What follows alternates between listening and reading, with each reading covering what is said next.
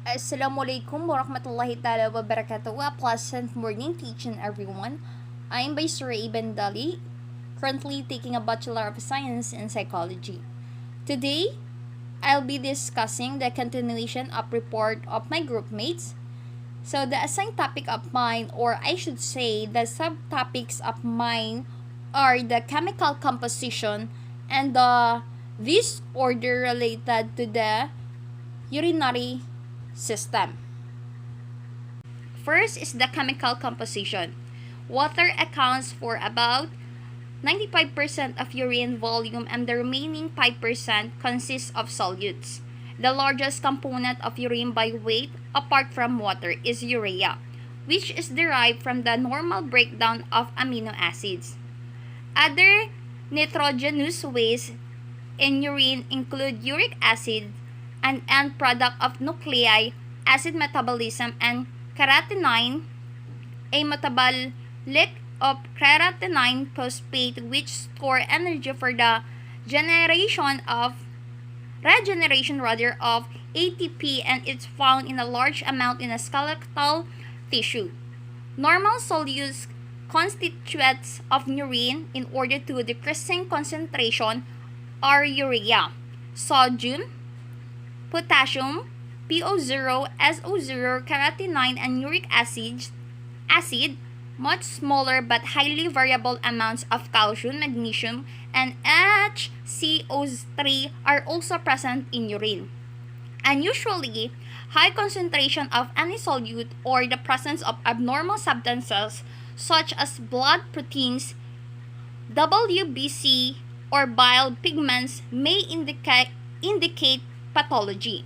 So, we all aware that if urinary system na ang pinag-uusapan na it has a chemical composition, right? So, to sum up, urine is the liquid produced by the kidneys to remove waste product from the bloodstream. So, urine is the yellowish in color and variable in chemical composition. So, if you ask, what are those chemical composition sa ating urinary system? So, human urine consists primarily of water. Sabi dito is 95%. So, with organic solute including urea, keratinine, uric acid, and trace amounts of enzymes. So, it mentioned also na meron tayong organic solute in our chemical composition. So, to represent the chemical composition, meron tayong water, which is merong 95 ml. Urea is 2 ml. Chloride, meron tayong 0.6 ml. Sodium, meron tayong 0.6 ml. Potassium, meron tayong 0.15 ml. And keratinine is 0.1, and many more. Meron tayong inorganic sulfur. So, to sum up, sinasabi dito na in our urinary system is merong chemical composition which is, nabanggit ko kanina, merong mga water, 95%. So, to order na para mapanatili natin ang urinary system natin na healthy, we need to drink a lot of water, stay hydrated, eat meat, fruits, kasi nga ang fruits is maraming minerals. So, next is disorder related to the urinary system. So, first is the urinary bladder. It is often caused by the bacteria infection. So, ang urinary bladder is usually caused by the bacteria.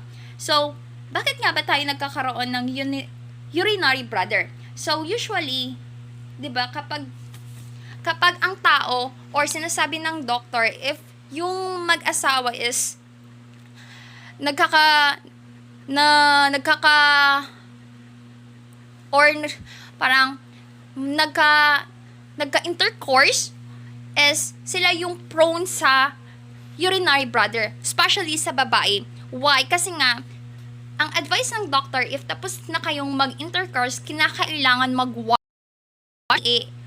o para malabas yung bacteria. So, that's the reason sometimes ang mag-asawa or ang mag-partner is tinatamad na silang mag-wash or umihi. So, dapat talaga dapat umihi sila or linisin nila kasi nga may possible na magkakaroon sila ng urinary bladder. So, the next is the renal calculi or kidney stone. So, result from cytalization or uric acid or calcium of magnesium salt in the renal pelvis. So, ano naman to? It is caused by infection and high blood levels of calcium. So, itong kidney stone is commonly nararamdaman ng at the age of 30 or 60. So, minsan or karamihan commonly nakakaramdam nito is ang kababaihan. Kasi nga, if you wonder, ang babae is very prone sa ganito kasi nga minsan tinatamad na tayo, minsan hindi nag-change ng bikini. So, it very much important na maging malinis, maging maingat para hindi tayo magkaroon ng kidney stone. So, next is the renal failure, characterized by the reduction of urine production and failure to maintain the normal volume and composition of the body fluids. So, it is a condition in which one or both our kidney no longer work. So, ito na yun is yung dalawang kidney mo or isang kidney mo is hindi na siya nag-work. Ano bang reason bakit hindi na siya nag-work? Kasi nga, minsan, we do not know meron na pala tayong diabetes, high blood, kaya naaapektuhan yung kidney natin. So, ano ba yung symptoms na malalaman na meron ka na palang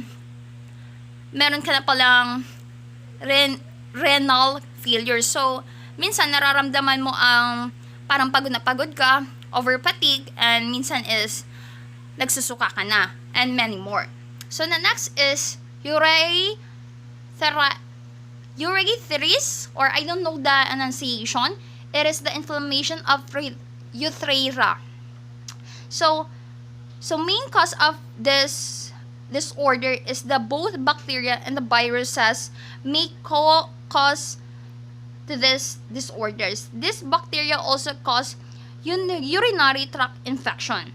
So, minsan nakukuha din ito sa sexual transmitted disease or sa STD. Yung merong mga STD. So, if you ask me, pareha lang ba ang UTI pati itong disorder? So, it is different. So, hindi ko na i-explain kasi very mahaba na siya. So, the next is the hematuria. It is the presence of blood in the urine. So, it is very understanding naman na it means meron ng dugo sa iyong urine. Main cause nito is baka meron kang UTI. So, ang best recommendation or ma-advise is you need to drink a lot of water, stay hydrated, eat fruits. If may makita ka ng dugo sa iyong hihi, baka meron ka ng disorder na ganito. So, the next is the acute glomerulonephritis. I don't know if it is right enunciation. It is the inflammation of the glomeruli leading to the increased permeability of the filtration membrane. In some cases, circulating immune complexes such as bacteria become trapped in the glomerular basement membrane. In the other cases, immune responses are mounted against one's own kidney tissue, leading to glomerular damage. So, to sum up, it is the inflammation of the tiny filters in the kidneys. So, often happen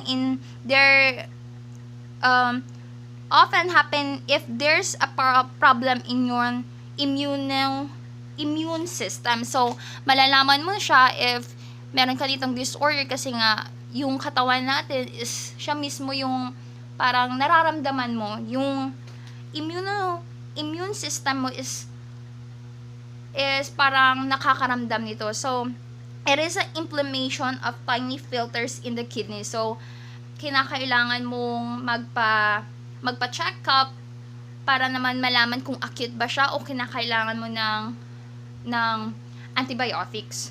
So the next is the nocturnal enuresis. It is the inability to control urination at night during sleep bedwelling in children over 6 called primary NE if control has never been achieved, and secondary NE if control was achieved and then loose.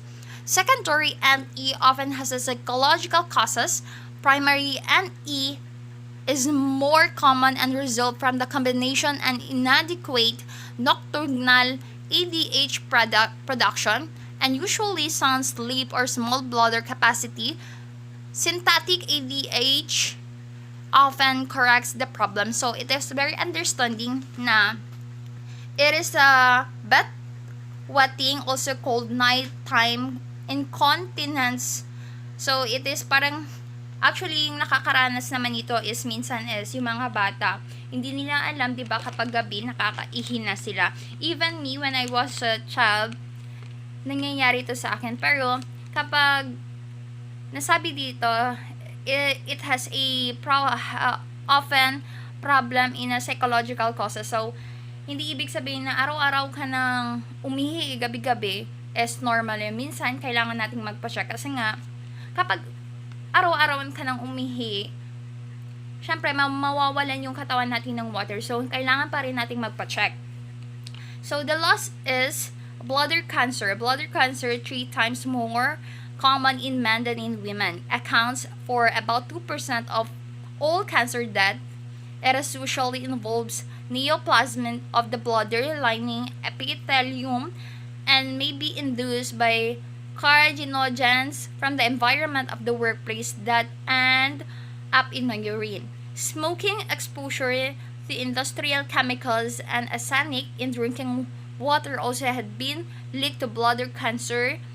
Blood in the urine is common warning signs. So it is very familiar to us.